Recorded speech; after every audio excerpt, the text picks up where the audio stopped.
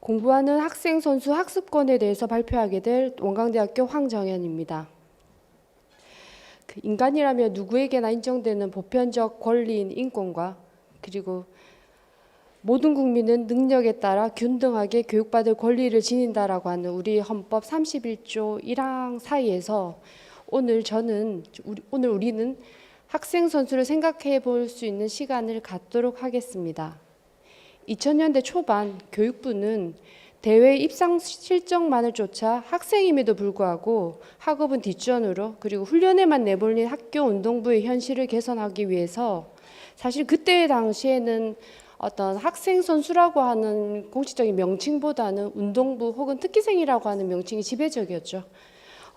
이른바 공부하면서 운동한 학생 선수의 양성을 정책 기조로 꾸준하게 추진해 왔던 것이 사실입니다. 물론 이 과정에서 그 뜨거운 찬반 논쟁이 있었는데요. 학생 선수가 무슨 공부냐, 운동만 해도 충분하다라고 하는 측면과 아니다, 학생 선수는 그러니까 운동선수이기 이전에 학생이니까 당연히 공부하는 것이 마땅하다라고 하는 이러한 찬반 논쟁 그리고 수많은 토론과 공론화 과정을 거친 결과 오늘날 초, 중 등 학교에서는 최저 학력제를 시행하고 있고요. 그리고 대학에서는 CJ로를 시행하고 있는 결과를 가지고 왔습니다. 사실 이 첫 번째 그림 모니터부터 제가 되게 재밌게 시작을 하려고 했는데요. 이게 오픈 현실인 거였죠. 당시에만 하더라도. 실제로 수업 시간은 운동선수들에게 자는 시간에 그냥 불과했을 뿐이고요. 당시에 제가 대학에서 강의를 하고 있을 때였는데요. 2000년대 초반만 하더라도 굉장히 뜨거운 논쟁 속에서 과연 우리나라뿐만이 아니라 우리가 지금 대학에서 시행하고 있는 CJ 룰이 정책 기조는 그렇게 진행이 되고 있지만 그 하나의 모티브가 되었던 벤치마킹을 했던 것은 NCAA라고 하는 미국의 어떤 대학 스포츠 협회였는데요. 당시 저는 이 시간을 거슬러 올라갔을 때 봤을 때 제가 이 자료 화면은 2000년 초반에 썼던 2000년 10년 정도에 썼던 수업 자료인데요. 이것을 제가 이번에 심포지움을 준비하면서 다시 또 발췌를 했던 내용입니다. 기억을 되살려 보면 당시에 우리나라의 이학준 교수님이시죠. 교수님이 책에서는 이러이러한 내용들이 좌측에 있는 이러한 내용들이 나와 있었고요. 미국에서 제가 서칭을 해봤더니 너무나도 다행스럽게 뉴욕타임즈에서도 비슷한 내용들이 있었더라고요. 여기 보면 뉴욕타임즈 리포터가 found school without classroom where all of the students are basketball players라고 돼 있었는데 이 내용인즉슨 뉴욕타임즈에서 이걸 하나의 또 고발 자료로서 사용했던 스크랩했던 부분인데 미국에서도 농구 선수들이 당시에 농구 선수들로 주목됐던 학생들은 농구 선수들이었지만 교실에는 아무도 없는 그러한 클래스룸이 일단은 뉴욕타임즈 리포터에 의해서 또 발견이 되었고요. 그 이후의 내용들을 제가 기억을 상기시켜 보면 당시 학생들의 어떤 그래머 그레이드 수준이 어느 정도였냐면 초등학교 4학년 정도 수준밖에 되지 않았다라고 나와 있더라고요. 그걸 그때 당시에 봤을 때 야, 우리나라뿐만이 아니라 미국에도 이런 것들이 있구나. 아니야, 우리도 할 수 있어. 우리도 하면 되지라고 했던 그냥 소박한 생각을 했던 기억이 있습니다. 제가 이번 발표에서 스텝 1, 2, 3로 나눠서 진행을 할 텐데요. 스텝 1 같은 경우에는 우리가 지금 어떻게 잘 하고 있느냐라고 하는 측면을 일단은 먼저 조명을 해볼 겁니다. 2000년대 초반에 교육부의 정책 기조에 따라서 지금 많은 것들이 변화하고 있습니다. 가장 긍정적인 변화 중에 하나는요. 초중 고등학교에서는 아까 말씀드렸던 최저 학력제를 도입하고 있고요. 대학에서는 어떤 쿠스프를 중심으로 하는 학습권 보장을 위한 실천적 접근의 대안으로 CJ룰을 적용해서 도입을 하고 있다라고 하는 측면들이요. 그리고 교육부와 문체부에서도 어떤 개선 방안이라든지 학사 관리 방안을 정책적으로 중심으로 해서 진행하고 있다라고 하는 측면, 그리고 공결 기준 상한선을 적용하고 있다라고 하는 것들, 그리고 학사 관리 가이드라인을 마련하고 있고 굉장히 적극적인 모습을 보이고 있다라는 것에서 선순환적인 구조가 마련되었다라고 저는 판단하고 있습니다.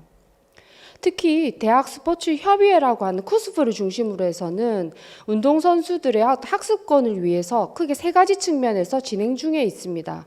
첫 번째가 학사 관련 비윤리적 행위가 금지되어 있고요. 그리고 학생 선수 학습권 보장이라든지 학생 선수 학사 관리 정상화를 위해서 대학 스포츠 운영 규정을 별도로 마련하고 이걸 명문화하여 강력하게 추진 중에 있습니다. 가장 대표적인 것이 쿠스프의 학생 선수 학사 관리의 대표적인 것이 C제로 규정인데요. 이것은 2014년도에 의견 수렴 조사를 거치고 2015년, 16년도에 추가 유예 기간까지 거쳐서 17년도부터 본격적으로 시행되고 지금 현재까지 보편 확대해서 적용하여 시행되고 있습니다. 그러면 데이터상으로 보는 C 규정 도입 이후에 지금 U리그 선수들이 어떤 출전 불가하는 학생 선수들 현황에 대해서 분석을 해보았는데요. C제로 룰이 제일 처음으로 도입되었던 2017년도부터 지금 2020년도까지 실제적으로 여기 보면 2017년도에 제가 5.89%라고 되어 있는데 실제적으로 2017학년도 1학기 같은 경우에는 C0 학점을 넘지 못해서 경기에 출전하지 못한 선수가 7.10%였거든요. 그런데 2020년도 최근래 2020년도 2학기에는 0.98%라고 하는 아주 적극적인 감소 추세가 보이고 있고요. 그리고 2017년도에 그 리그 같은 경우는 농구, 배구, 축구의 세계 리그에 도입되었던 것이 지금은 보편 확대되어서 지금 적용되고 있습니다.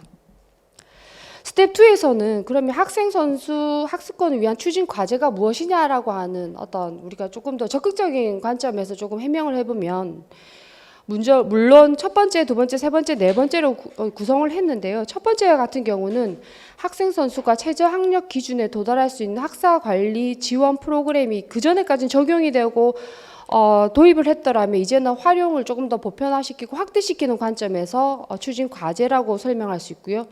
두 번째 같은 경우는 조금 난해한 문제이기도 하는데 우리의 대학에서는 자율성이라고 하는 측면에서는 어떻게 대학에 강제성을 부과할 수 없는 한계가 있음에도 불구하고 대학 차원의 적극적인 정책 도입이나 변화가 추구되어야 된다라고 하는 측면입니다. 그리고 세 번째 같은 경우는 이게 단지 C제로 룰이라고 하는 것이 기초 학력 수급에만 주목할 것이 아니라 학생들의 어떤 진로 탐색 프로그램에도 활용을 하고요. 그리고 우리 온오프의 교육 방법적인 측면에서도 조금 더 다양화되어야 되겠다라고 하는 측면에서 추진 과제를 설정해 보았습니다. 그리고 네 번째는 이거는 제가 교수자이기 때문에 말씀드리는 측면 좀 강한 측면도 있는데요. 실제적으로 이렇게 교수자들이 학생 선수들을 가르칠 수 있는 역량에 대해서 물론 계열의 체육을 담당하는 교수님들은 조금 더 학생 선수들을 이해하는 폭이라든지 정책적으로 혹은 수업에 하는 티칭 방법적인 측면에서 충분히 우리가 수용할 수 있는 부분들이 있는데 근데 학생 선수들이 단지 그냥 전공 과목만 수강을 하는 것이 아니라 교양이라든지 기타 과목들도 수강하기 때문에 이에 대한 교수법 강화 교육이 필요하다라고 하는 관점에서 제시해 보았습니다. 그러면 스텝 3 부분에서는 이건 조금 저희들이 제도 확산을 위해서는 정말 이렇게 당면에 있는 실질적인 물음은 무엇인가라고 하는 측면입니다. 첫 번째가 뭐냐면 묘수가 된 C제로를 그러나 그들만의 리그라고 되어 있는데 이게 사실 한계점이기도 해요. 묘수가 되었다라고 하는 것에 있어서는 지금까지 잘 진행되어 있고 잘 추진되어 왔다라고 우리는 평가할 수도 있지만 한편으로는 우리 C제로 룰이라고 하는 것이 우리 쿠스프에 이게 우리가 컨트롤할 수 있는 방법이 없다라는 거예요. 지금 회원교가 지금 데이터로는 112개 대학이 쿠스프의 회원교로 돼 있고요. 9,700여 명의 학생 선수들이 회원교의 학생으로서 등록되어 있는데 그 이외에 또한 종목별에 있어서 개인 종목에 출전하는 선수들에 대해서는 우리가 어떠한 묘안이 될 수 없다라고 하는 한계점을 가지고 있고요. 두 번째는 낯선 제도권 속에서 제가 인권의 표상만 추구하는 것은 아닌가라고 하는 큐를 던졌는데, 여기에서 보면 지난 2019년 6대 권고를 했던 스포츠혁신위원회에서는 학습권 보장을 물론 당연히 포함을 시켰고요. 그리고 2022년 2월 19, 2021년 2월 19일부터 시행되고 있는 2차 개정된 국민체육진흥법 시행에 있어서도 스포츠 인권 보호를 강화시키는 법률을 통과시켰고요. 그리고 지난주죠. 그 지난주에 학교체육진흥법 시행령 개정안이 국무회의를 통과하게 되었는데, 이 역시도 학생 선수의 학습권 보장과 인권 보호 노력을 고려하는 측면에서 진행되었습니다. 근데 단지 문제가 되는 것은 뭐냐면, 아까 제가 서두에 우리 헌법에 대한 얘기 31조 1항에 대한 것을 먼저 말씀을 드렸는데요. 이게 어떻게 보면 C제로 학점을 받지 못한 학생들한테 있어서는 교육 평등권 침해 우려의 소지도 사실은 있다라는 겁니다. 교육이 본다고 한다면 어떤 인권 침해나 제지 목적으로서의 C제로를 하나의 역할을 할 것이 아니라 선수들의 학습권을 보조하고 조력하는 측면에서 역할을 해야 할 때, 그때 인권 추구라고 하는 것이 그야말로 실현화될 수 있다라고 하는 가능성을 제시하고 싶었습니다. 그리고 세 번째는 선순환에 대한 막연한 기대감만 지니고 있지 않은가라고 하는 큐를 제가 던져봤는데요. 지금까지 C제로 룰이라고 하는 제도를 보급하고 확산하고 이러한 측면의 양적인 부분에 집중되어 왔던 것이 사실입니다. 근데 이제는 좀 정성적인 측면으로 보완이 이루어져야 되는 타이밍인 것 같습니다. 정성적 수준이라고 하면 것은 다른 것이 아니라, 우선 첫 번째로 국가 수준의, 예를 들면 국가 수준의 진단평가가 좀 필요할 것 같아요. 학생 선수를 대상으로 하는 핵심 역량 진단지를 개발을 해서 이것을 사전 사업 평가도 이루어지고, 이게 또 하나의 데이터로, 빅데이터로 나올 때 여기에 대한 보완이 이루어질 것이라고 판단됩니다. 그러니까 실제적인 측면이 조금 더 조력적인 역할을 해야 된다라고 하는 측면이죠. 그리고 끝으로 결국 남은 것은 쿠스프의 숙제인가라고 제가 큐를 던졌는데요. 사실 쿠스프는 2010년도에 설립된 이후에 참 많은 역할을 하고 있는 것 같아요. 대학 운동부 평가 지원 사업이라든지 유리그도 또 운영을 하고요. 그리고 뭐 러너 프로그램이라든지 지금 요즘에 와서는 또 두드림 프로그램이라고 하는 멘토링 프로그램까지 너무 많은 것을 쿠스프에 혼자서 다 하고 있는데요. 이게 쿠스프가 단지 학생 선수들의 어떤 학습권을 위한 쿠스프만의 거버넌스 역할을 할 것이 아니라 이 몫이 우리에게도 있어야 된다고 생각이 듭니다. 다른 게 아니라 우리는 지금까지 공부하지 않은 운동선수들을 좀 더 이상하게 봤던 것이 사실이에요. 왜 운동선수가 공부하지 않을까? 운동선수이기 이전에 학생 선수인데, 학생 선수는 당연히 학생이 해야 할 어떤 하나의 역할이나 학생으로서의 명분이 중요한 사회에 우리는 지금 살고 있습니다.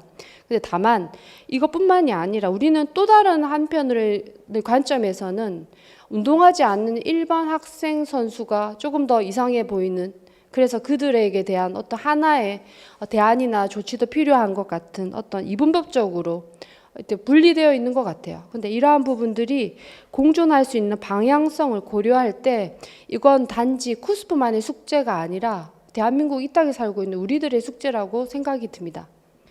끝으로 교육 현장에서 바라본 운동선수들의 학습권을 물론 학생 선수라든지 지도자, 그리고 대학의 어떤 유관 부서인 뭐 체육부라든지 뭐 교무처, 학생복지처에서 볼 수도 있는 측면이 있는데, 그 중에서 저는 이번에 좀 인터뷰를 하나 준비를 해봤는데요. 이 대학 유관기관이라고 할 수 있는 교수학습개발센터라고 하는 부분이에요. 여기에서 실무진들은 과연 쿠스프에서 시행하고 있는 지금 C제로 룰과 그리고 교수법과 관련돼 있는 부분, 교수학습법과 관련돼 있는 부분에 대해서 어떻게 바라보고 그들의 목소리를 듣는 것 역시도 우리가 발전을 꾀할 수 있는 중요한 관점에서 제시되어야 된다고 생각됩니다. 끝으로 인터뷰를 보면서 저희 발표는 마치도록 하겠습니다.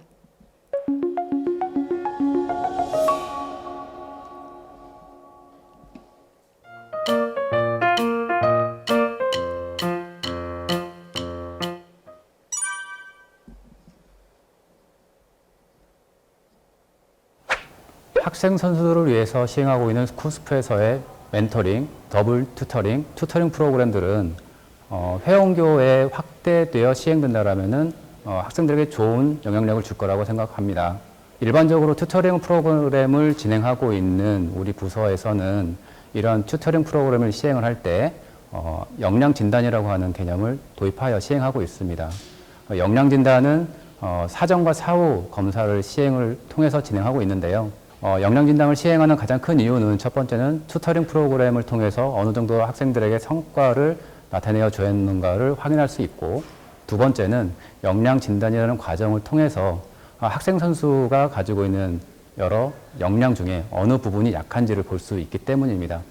학생 개인의 입장에서는 이 메타인지를 활성화시킬 수 있는 좋은 프로그램이라고 생각이 되어서 만약에 회원교에 해당 프로그램을 전파하신다고 하면 그러한 제도적인 보강을 하신다면 더욱더 좋은 프로그램으로 회원교회에 서비스를 해줄 거라고 예상이 됩니다.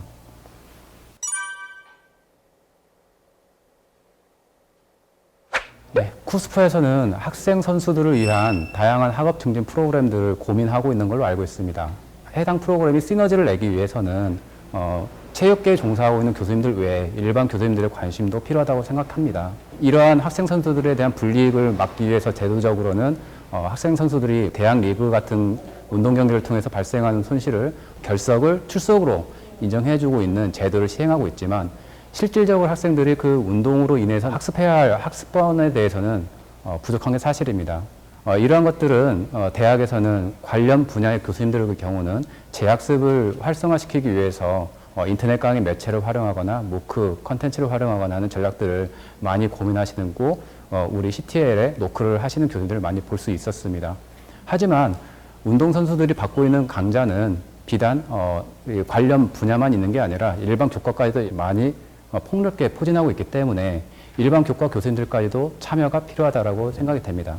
다시 말하면 학생들의 학습권을 보장하기 위해서는 재학습 기회를 충분히 보장할 수 있는 교수 설계가 필요하다는 생각이 됩니다. 이러한 거는 코로나 이후에 비대면 학습이 활성화되면서 교수님들의 디지털 역량이 올라가게 되었고, 이러한 영향으로 인해서 코로나가 거친 이후 상황에서는 블렌디드 러닝이라고 하는 교수 전략은 일반화될 거라고 예상이 되고 있고, 이러한 부분에 대한 것은 학생들에게는 재학습 기회의 서비스로 확대될 거라고 생각됩니다. 즉, 요거는 비단 학생 선수에 대한 이야기뿐만이 아니라 일반적인 이 수업에 참여하지 못하는 친구들을 위한 배려가 될 것이고, 이러한 장치들은 무크, KOCW, 그리고 블렌디드 러닝 수업 전략 등 다양한 제도를 통해서 이미 보편화되어 있기 때문에 조금만 일반 교수님들이 관심을 가져준다라면은 학생들의 학습권 보장을 위해서 학생들에겐 좋은 양질의 서비스를 해줄 거라고 예상을 합니다.